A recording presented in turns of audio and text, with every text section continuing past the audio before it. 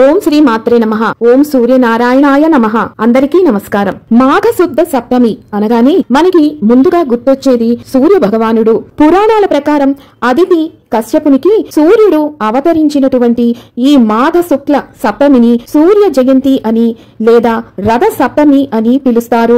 మాఘ సప్తమి నాడు సూర్య భగవానుడు రెండవసారి అవతరించాడు అని ప్రతీతి. సూర్యుని యొక్క మొదటి అవతారం వివస్వంతుడుగా చెప్పబడి ఉన్నది. ఇక రెండో అవతారంలో అదితికి పుట్టాడు కనుక ఆదిత్యుడు అని, కశ్యపుని కొడుకు కనుక కాశ్యపేయుడు అని పేర్లతో పిలువబడుతున్నాడు.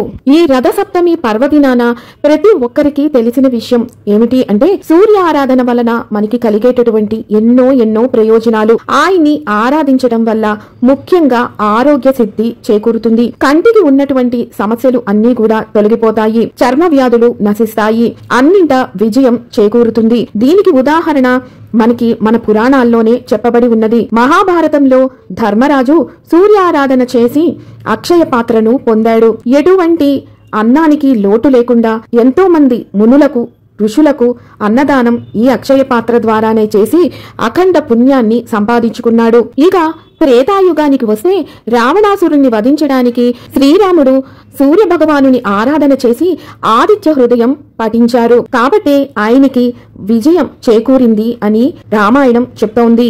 రథ సప్తమి రోజున ప్రతి ఒక్కరూ కూడా ఆచరించవలసిన ముఖ్య విధి విధానాలు మన పురాణాలు శాస్త్రాలు చెబుతున్నాయి. ఈ రోజున చేసేటటువంటి రథ సప్తమి స్నానం, దానం, స్వామివారికి నివేదించేటటువంటి పాయసం, దానిని ఎలా వండాలి, అది ఎలా నివేదించాలి, సూర్యుణ్ణి ఏ రకంగా ఆరాధించాలి అని ప్రతి ఒక్కటి కూడా మనకి శాస్త్రాలు బోధిస్తున్నాయి. వీటితో పాటు ఈ రోజున ప్రత్యేకించి ఈ గోధుమల దీపాన్ని కూడా స్వామివారికి పెట్టాలి అని శాస్త్రాలు చెబుతున్నాయి.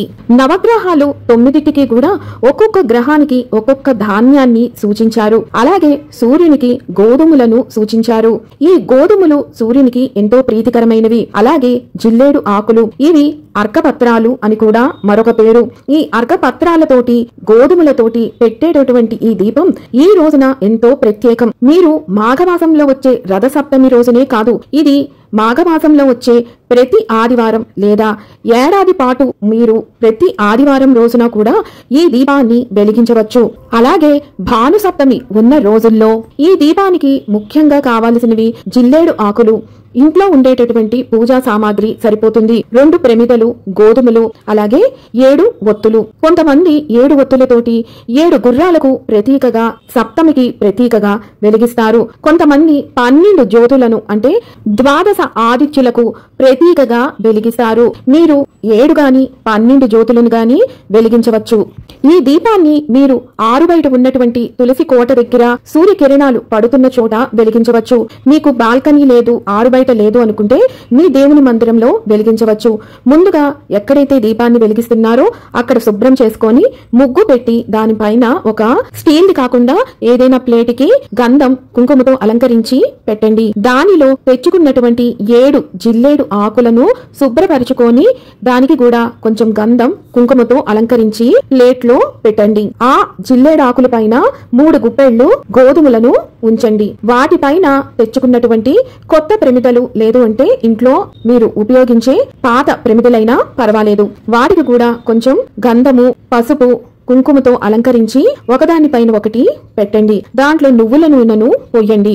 మీరు 7 ఒత్తులు అనుకుంటే 7 ఒత్తులను ఆ నువ్వుల నూనెలో పెట్టుకోండి.